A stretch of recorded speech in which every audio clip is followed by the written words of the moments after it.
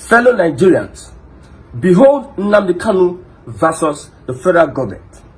It is very, very unfortunate that of all the things that transpired in court between Nnamdi Kanu and the federal government, Nigerians were interested in how Nnamdi Kanu assaulted, hit his lawyer in the court. They said he hit the lawyer. Of all the things, the issues, the critical issues that were raised in court, Nigerians were only interested in that part where he patted his lawyer at the back. Some say he hit, he slapped, he assaulted. Of everything that transpired in court. That is why politicians don't rate Nigerians. That is why politicians take you for granted, because you don't focus on the very, very important things. You focus on trivial issues. I call that trivial issues. The judiciary is on trial in Nigeria. The justice system is on trial in Nigeria. It's very unfortunate that Nigerians at this point in time cannot see, because if it happens to Nnamdi Kanu today, it will eventually happen to you tomorrow. But we Biafrans, we are focused. We are very much focused. Now, the Fulanis have reacted to what happened in court yesterday. I'm very, very concerned about what the Fulanis are going to say about Nnamdi Kanu, because I know of a sure that Tinubu will not release Nnamdi Kanu because he understands the place of the Fulani in holding down Nnamdi Kanu. But he's going to play politics with Nnamdi Kanu, because if Fulani do anyhow, if Fulani look for his trouble, he will not have the reason, the excuse to release Nnamdi Kanu, because the Fulani never ever want to see Nnamdi Kanu released. Never. If Tinubu completes his 8 years, Tinubu is not going to release Nnamdi Kanu. I've said it, and whatever that is going to release Nnamdi Kanu is not a Tinubu.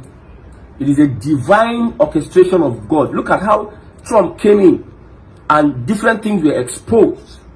They were warning Tinubu, avoid Trump. Avoid Trump. So it is by God's own might that Nnamdi Kanu will be released. You'll be surprised that even a Fulani might be the one to release Mazi Nnamdi Kanu. But that's aside. Look at what this Fulani man is saying. He worked under Buhari. He says, Nnamdi Kanu's arrogance is on full display here. It seems he has no respect for others, especially his subordinates. Tapping a grown man aggressively like that and yelling at him, who does he think he is that no one should talk while he is talking?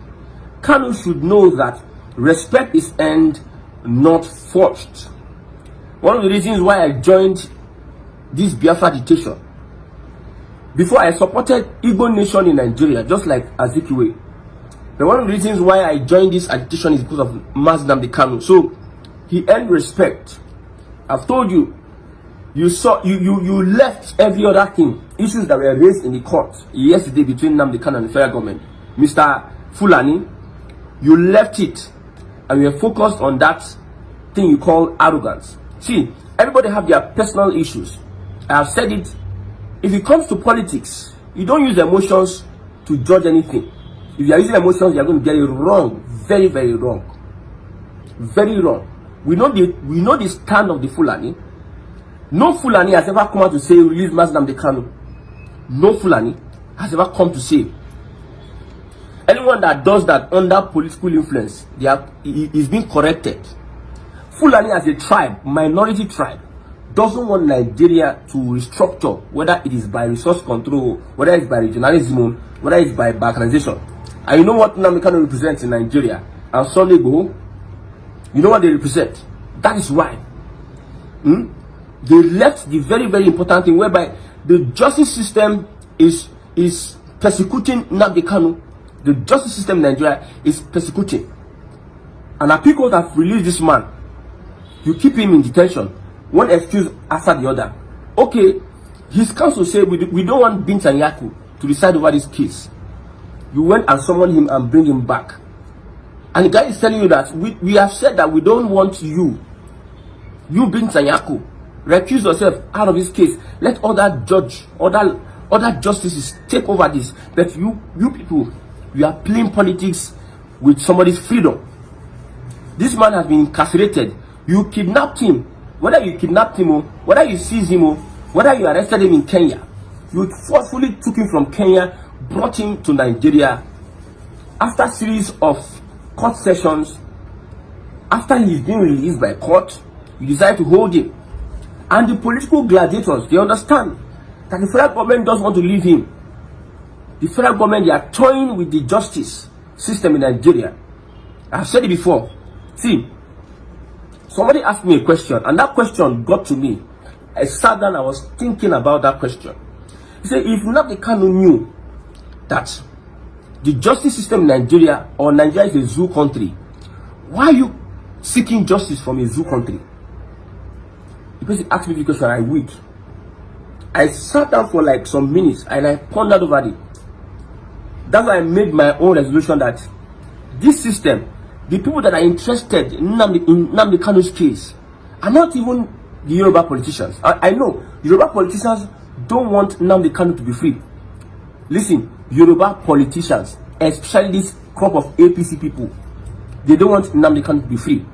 Fulani generally, whether politicians or ordinary people, don't want Nnamdi Kanu to be free. You see comment like he's a criminal, do this, do that. But the court is finding it difficult to sentence him now, because they don't have what it takes to nail this guy. This guy has proven smart. They don't have what it takes. If they're going to go through any other route, it will be very, very glaring. It will be open for the world to see that Nigeria wants to is toying with their justice system. You see why the guy they para. You need to understand why the guy they para for court. Because you cannot set a law. The judiciary cannot set a law. The country cannot have a law. And the government itself, the judiciary itself, will go against the law. If you ask Nigerians now what happened in court, they will not be able to tell you. But they are interested on what will give IPOB or Nnamdi Kanu a bad name. That's what they are interested in. One of the worst set of people are the Southeast politicians, Southeast governors. These people are snakes. It is very clear now they never wanted Nnamdi Kanu to come out. They never wanted Nnamdi Kanu to come out. At all, they never wanted Nnamdi Kanu to come out. And it's very glaring. You see, Binta and Nnayko should recuse herself from that case. Yes, she should step aside for other persons to come. That is what is supposed. Nnamdi Kanu was making this statement, was shouting at the top of his voice, and he got interruptions. You know, if you understand the predicament Nnamdi Kanu is going through, very few people can go through that kind of predicament in Nigeria. Despite the fact that he has been arrested, some people think or they thought that he was going to kill his spirit. Instead, the guy is becoming more hotter. They thought that if we hold him down, we do this, we work his mental, whatever, his mental this thing, will subdue him psychologically. But they were surprised that this guy is even becoming a threat to them. He told his lawyers, sit down, I want to speak. These guys have faced betrayals, even from, allegedly, from family. The people in his camp, most of them betrayed him. Look at Samanepa, an example. Why would Nnamdi Kanu not be that arrogant? Because even the people around him, they're not conveying his heart for freedom. They're not doing what he needs to do. Whether he's right or wrong, you see, you are in a jungle system. And it is the brave, the fearless, and the strong that survives in this jungle system. If you go to Slack, if Nnamdi Kanu is Slack, if you just put one sentence on your head, if you don't shout and make noise. You see, one thing I talk about IPB being on the news. First time I'm seeing a handle that has been sharing biafra news, IPB news, having over 300-something thousand views. A handle. And you know the reach, you know the consciousness. So the guy needs to be so agile in court. Let everybody know what is happening. It is going to go to see, it is publicity. That thing that happened in court is publicity. Whether Nnamdi Kanu is arrogant, that is in-house issue. You understand? Whether Nnamdi Kanu is arrogant or he is so this and that, a Fulani, a bloody Fulani is telling me that Who is Nnamdi Kanu? You know who Nnamdi Kanu is to the Igbos? You might not understand. You know, different tribes have their different way of, and a Yoruba man, even though he's going to do bad to you, he will be so calm and humble. A Yoruba man, he wants to kill you, he will still say Kabiyesi. He's not so arrogant, he's not so gragra, he doesn't do gragra. That's the Yoruba for you. You need to understand people and their different tribes. An Igbo man stand by you, my brother. An Igbo man does not pretend. You see, Nigerians want to their own standard. They want it to become your own standard. The way they expect you to their own. You people have been having your standard of governance, your standard of leadership, how a leader is supposed to behave, how he's not supposed to behave. You have been having that standard for a very, very long time. Where has it taken Nigeria to? I'm not defending Nnamdi Kanu's outburst in the court. The one I'm defending is that let's focus on the very, very important issues. All those ones that are trivial issues, we'll take care of it in the days or years to come.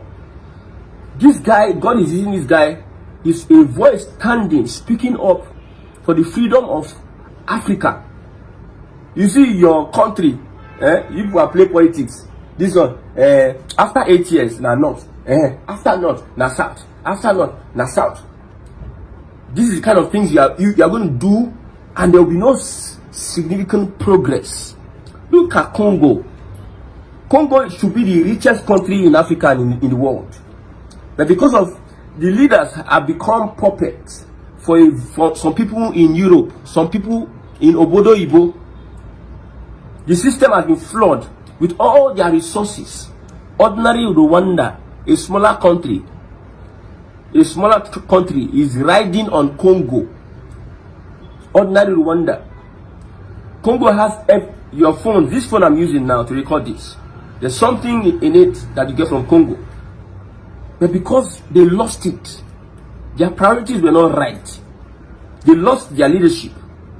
Rwanda is collaborating with the Western world to subjugate their fellow African country.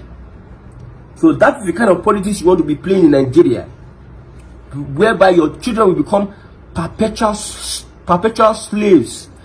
Perpetual slaves living in mansion, living in AC, driving cars.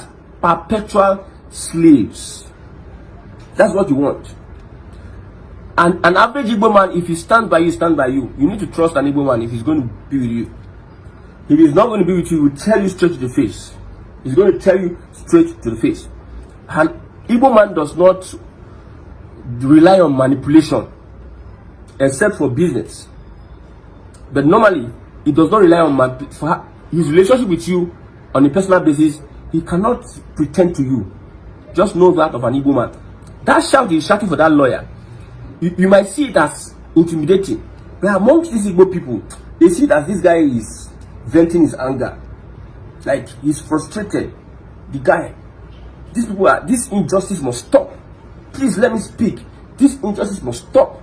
You have a law and you refuse to go by your law, and you are trying to bring me here to waste my time. Blah blah blah. After staying in incarceration, JSS custody, the man still, his spirits are high, and he's making that statement.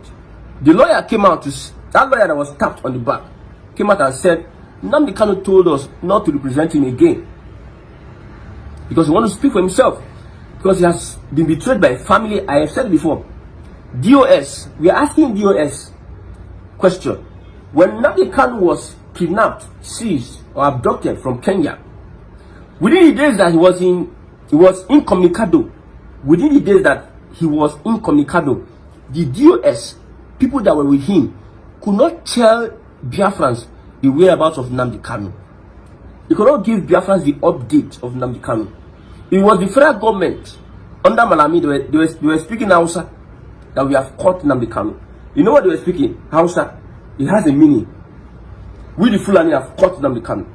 Although Hausa is not Fulani language, but I've told you that Hausa Fulani is like their soulmates, their lovers. So, US, many, this guy has been betrayed. So you expect him to want it. He will sit down and the This one will do this one will do that one. The normal Nigerians. For that wonderful question, the anchor of this great platform. First and foremost, I want to say, someone has come out to say, or has outlined countless times that he said that the Nigerian government cannot win Biafra with a barrel of gun for the second time. Now when he said that, see, Nigerian government cannot win Biafra with a barrel of gun, it means that nobody needs to die for them to exit Nigeria. Now, Ojukwu fought Biafra in a different dimension. Now, Mazi Kanu did it via his own dimension. So ECPA is taking it globally. And now, we've seen world body recognize Biafra. We've seen the UN and then some other global body have come out to endorse the Biafra struggle. So kudos to him, it is a plus. Some persons have come out to say that Samonekpa should be discredited, the likes of Fulanis and that of the Southeastern governors. But my question is that you said Samonekpa should not be taken serious. Then who should be taken serious? The government who is not willing to protect our people? Is it the people who have refused to speak up when the Igbo man has been marginalized in the country? Is it the same governors who have become a tools in the hands of their Fulani master? So for you to even have a character like Samonekpa and Nnamdi Kanu to have come out to say enough is enough, that we are tired of this contraption called one Nigerians. It shows that these people have this mindset that, see, they can no longer be the slave. So for him to have even gone as far as to hire lobbyists that will speak on behalf of Biafra in the world in the UN summit, to me it's a plus, and that alone, the voice of Biafrans will be heard globally, and the voice of an Igbo man is also being heard globally. Now let me take it back the line. When Southern Sudan and South Sudan wanted parted ways, nobody killed each other. Nobody go through the route of violence. It was done amicably. So Samonekpa is doing it amicably for him to convince world leaders that this thing is possible, and why the government of the day, the present government of Nigeria, are not seeing it that way. Thank you. You can also to the government, the Nigerian government be worried about people. Why would they be worried? The same people have sent assassins to kill Samonekpa. Now only he has escaped. So see, one thing about it is that the government of the day, they are panicking. There's panic. You know what it is now? Say a particular tribe, a major tribe, to exit your country. You know how an Igbo man is. You know the investment of an Igbo man is in the country. Now imagine in Nigeria without an Igbo man. Let's just imagine that. I mean, dominance. That means the Hausa man would now dominate virtually every government parastatals in Nigeria. So now the reason why the Igbo man is still believe that's Nigeria is because the Igbo man is still in the contraption called Nigeria. And eventually, if the Igbo man leaves, my brother, the Yoruba man will know the true meaning of Nigeria, and then we don't know who owns Nigeria.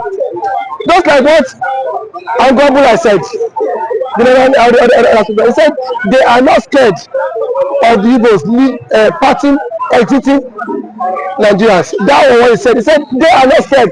Indirectly, that means the other tribe would not have sense of belonging in the country, and we know it. We know it. I know it too. And that normal man now has the spirit of dominance. You cannot dominate him.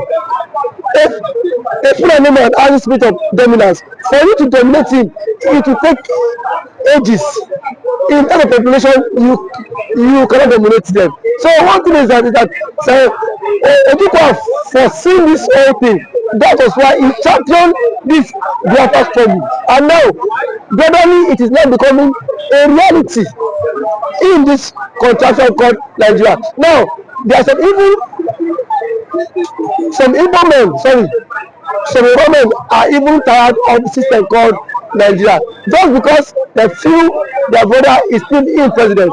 My brother, I can bet you, come 2027, the Yorubas will be championing the Republic more than the man. I can bet you that. That I am very certain of.